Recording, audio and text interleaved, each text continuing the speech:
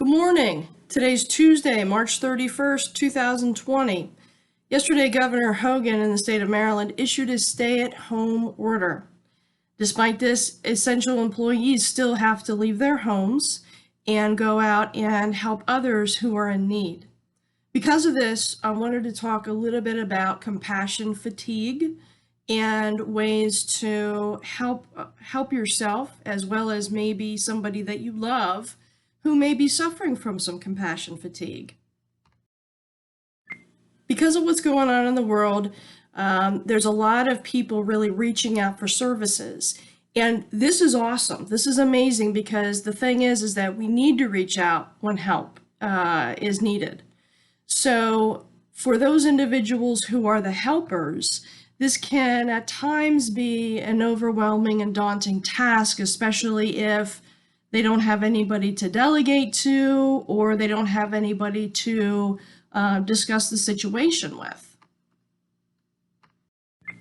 Compassion fatigue is actually characterized by the helping, the helping person being indifferent to those or having an indifferent response to those who are coming to them for help.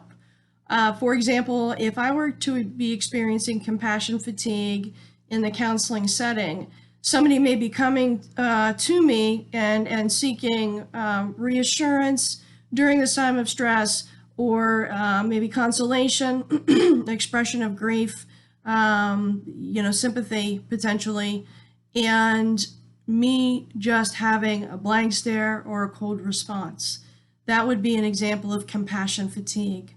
Just being indifferent and seeming like I just don't care. And of course, when we go to somebody looking for support and that support that we're looking for doesn't happen, then as a result, that negativity remains with the person seeking the help, and then it continues to spread or permeate through them. And so suffering from compassion fatigue is a very serious issue, and it could be more problems and more harmful than helpful. The number one way to prevent compassion fatigue is to have your own support. Have people that we can speak with, have resources that we use. Maybe, counselors need their own counselors. We always need somebody objective who we can bounce ideas off of or have self-reflection with. Self-care would also include having a strong spiritual base. Religion can enhance spirituality. I will say for those that are turned off from religion or organized religion, having a spiritual base doesn't necessarily have to involve religion. Spirituality is really our connection to all living things. Being in the here and now moment can be actually a spiritual connection. Going out into nature can be a spiritual connection.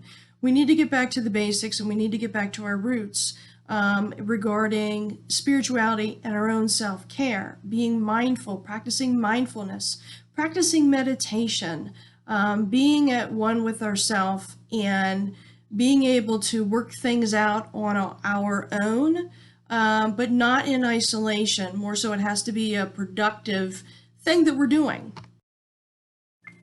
Another big factor in reducing the risk of compassion fatigue is to ensure that we're taking care of our basic human needs. For example, getting the proper amount of sleep, eating a proper diet, and also exercising and remaining active. We need to make time for ourselves. If we don't make time for ourselves and we dedicate every single moment or every single hour to helping others, we will suffer from compassion fatigue, or at least our risk is going to be higher for that.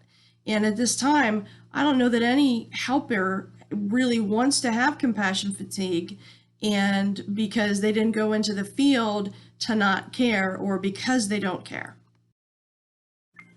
Compassion fatigue can also be helped by being mindful of what a person is grateful for. It's important to try to measure the day by the things that we're grateful for that happen, rather than focusing on anything that's bothersome or worrisome. almost in a sense, being able to hand the worries and cares and concerns over. Along those lines, we also want to be very, very mindful of something that we oftentimes, as a therapist, I know I remind clients of, and that is what's within our control and what's outside of our control. What's within our control is our own attitude.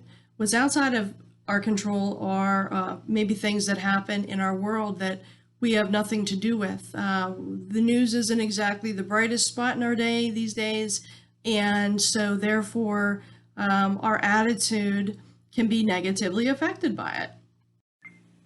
Because attitude is so important, it's very healthy to remind ourselves of 3 things we're grateful for at the beginning of the day, 3 things we're grateful for at the end of the day, and also a good friend of mine gave me the idea of at dinner time, discuss either within yourself or with those that are surrounding you of what the highlight of the day was. Just because there's a lot of negativity around does not mean that we don't have a personal highlight.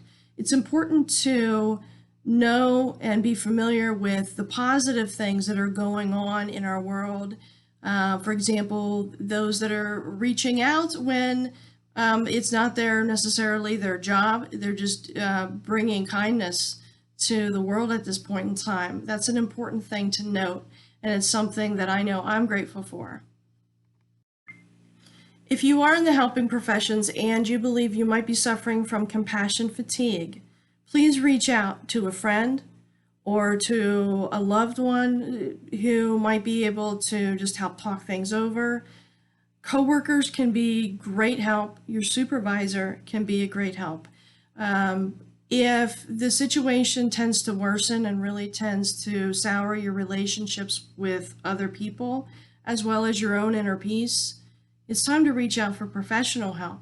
And in that sense, looking to therapy offices, many businesses are doing telehealth. I know I do telehealth.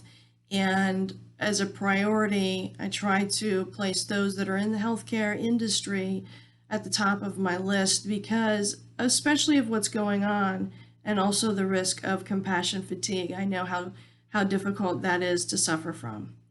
Thank you to everyone that's going out of their homes during this stay-at-home order and taking the risk to expose themselves. I know it can be very anxiety-provoking, yet you're willing to do what you need to do for yourself and your family and the health care of the citizens of the state of Maryland. Thank you so much, and I am grateful for you. Have a good day.